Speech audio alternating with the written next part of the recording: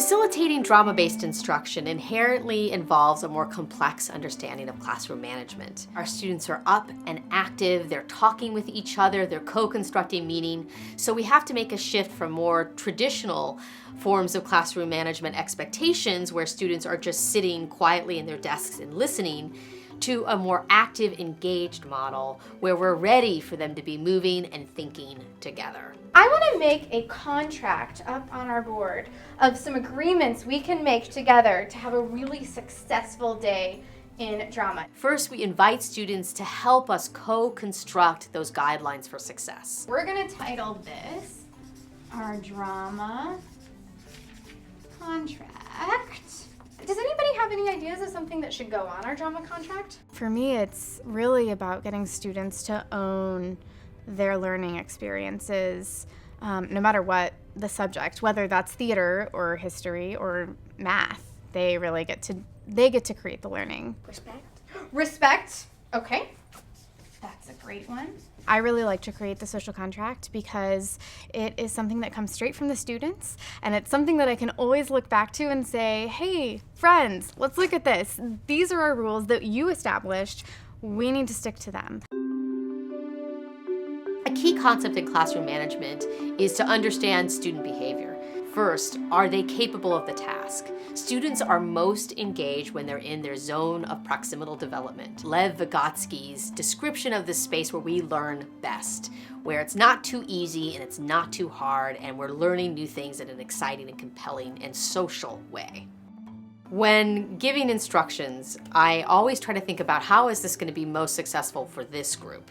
So thinking about their age, the space that I have, the activity I want to do, what do they need to know to be successful? In your groups, your task is to create an animal, a snake, using everyone's bodies working together, and you may do a sound and a movement.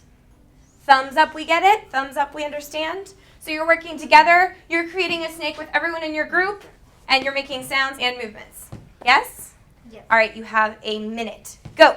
In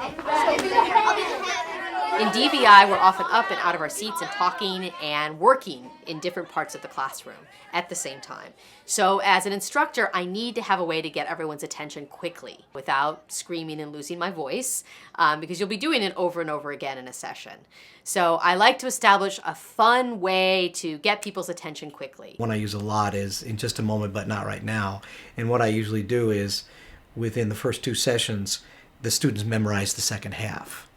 So I just have to say, in just a moment, but, and they all chant with not right now. One that I learned a number of years ago when I worked with the Children's African Dance Troupe. And it's 2 words. I, as the teacher, as the adult, say I go, and the students respond to me, Ame. And that's a word from the Twi language, which is spoken in Ghana. And basically, it doesn't exactly translate, but it basically kind of means, do I have your attention, or are you listening? And then when you are ready to listen, you say, yes, I'm ready to listen. I'm ready to receive you. I use a tambourine sometimes. I have a friend that uses a dancing chicken, is one of those that sings the chicken dance. Some kind of signal, and you have to vary it. If it's always the same thing, they get tired of it. Sometimes I clap something and the students clap back to me. So figuring out what way is going to work best for your age level of student, for your own kind of physical body and what you like to do, so that it's going to be successful and everyone's going to listen and it's going to work.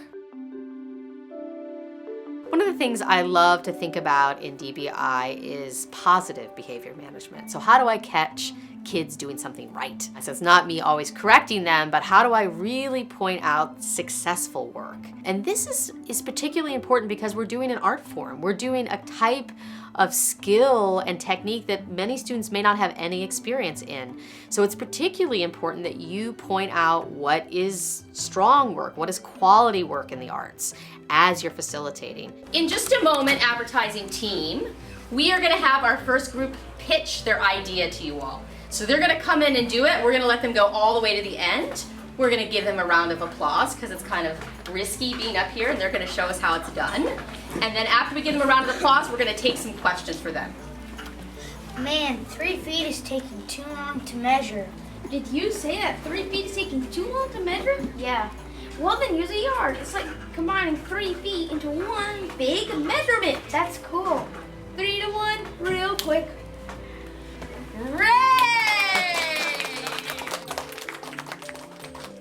So some of the things that this group chose to do, right, is they helped us think about the relationship between feet and yards, right? So that's a really helpful thing if we're thinking about measurement. I am a firm believer when it comes to classroom management, the kids will be more receptive when you are catching good behavior. Thank you, Liam, for sitting down quietly. I really appreciate that. Sarah, that's excellent self-control. And that encourages the others to model that same behavior. So I want to make sure that I am keeping the rigor up and keeping it respectful and helping students think about how can we do our best work in DBI and how can we make the meaning that is really going to help them understand something more fully in a more complex and critical way.